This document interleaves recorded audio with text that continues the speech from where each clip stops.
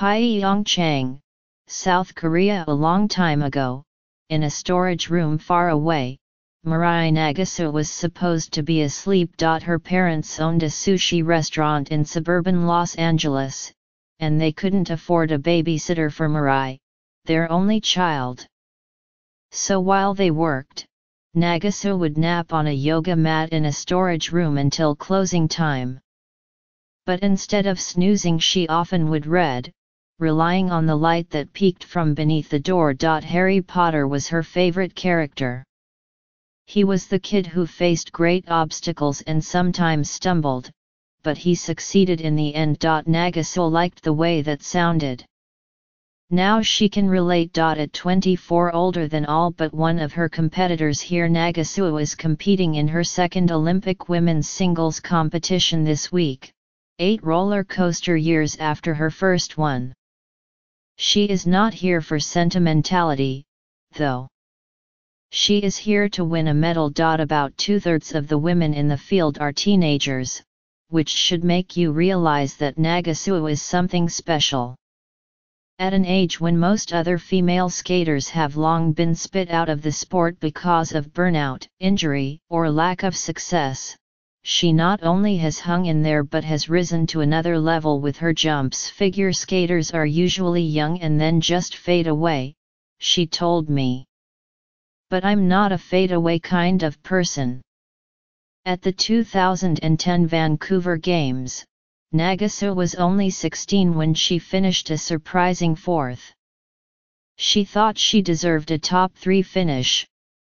So she looked to the 2014 Sochi Games as another chance for the podium. But Nagasu famously, and heartbreakingly for her, was passed up for the United States team that year, even though she finished 3rd at the United States Nationals. 3 Americans not named Mirai Nagasu went to Sochi instead, chosen by a committee considered the skaters' body of work that season, not merely their performance at Nationals. Nagasu cried almost non-stop in the weeks and months after being passed over. She blamed herself for being lazy. She felt as if her chance at an Olympic medal had vanished. She considered hanging up her skates, wondering if her very public journey as a skater who was brilliant but erratic was worth it. At 14, she was the second youngest skater ever to win a United States championship, and then things grew complicated when her body started changing. What pulled her back into skating was an April 2014 trip to Colorado Springs to visit a friend, Agnes Zawadsky.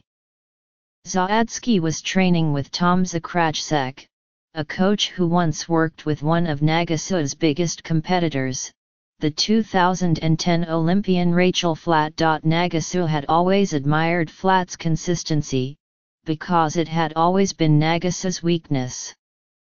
She took a few sessions with Zakrajsek and decided that the 2018 Olympics could be within her reach.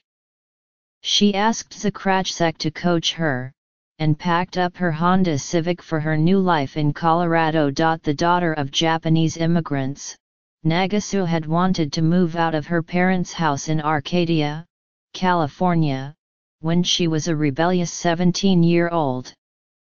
But her mother, Akuko, and her father, Kyoto, would not allow it.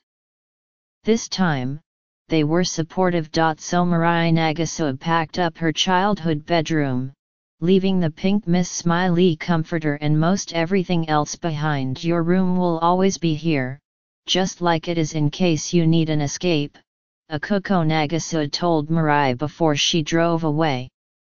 I promise I'm not going to make it a sewing room. In Colorado Springs, Nagasu lived with a host family and learned how to cook for herself. After many failed attempts, she mastered meatloaf and baked desserts for her friends at the rink. She adopted her first of 3 dogs, took college classes and began dating Darian Weiss, an actor, and their relationship grew serious. She eventually moved into her own house. To help pay the bills, she got a job that was far different from when she worked at her family's restaurant, where as a little girl she was paid in quarters for washing dishes. She became an ice girl for the Colorado Avalanche during the 2015-16 hockey season, and her task was to clean the ice with a shovel while wearing a tiny skirt and crop top. Living a real life, an adult's life, outside of the rink has helped her focus inside the rink even more. In her sport, that's usually a foreign concept. Nagasu was rejuvenated by Zakrajsek's technical help but also by his pep talks. On Saturdays, he brings his skaters in for sports concepts classes, where he plays clips from inspirational movies or gives motivational lessons. As for Nagasu's experience with missing the 2014 games, Zakrajsek said they had spent about 5 minutes on it in the past 4 years. There was too much ahead of them, they decided, to look back and wallow. Ahead of them was something bigger, a triple axel.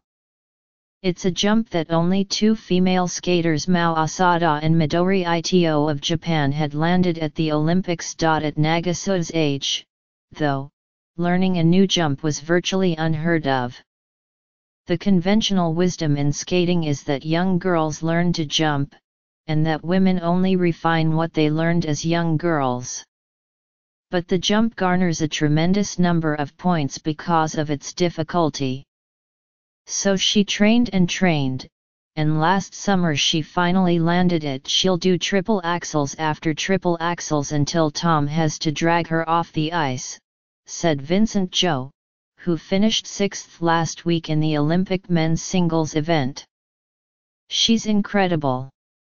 She will skate 17,635 long programs and then do a short program every single day. She's the hardest worker I know. In last week's team event, Nagasu nailed her long program, including landing the triple axel. It helped the United States team win the bronze. I knew in my heart this day would come, she said. This week, in the singles, she said she believes she can land it again.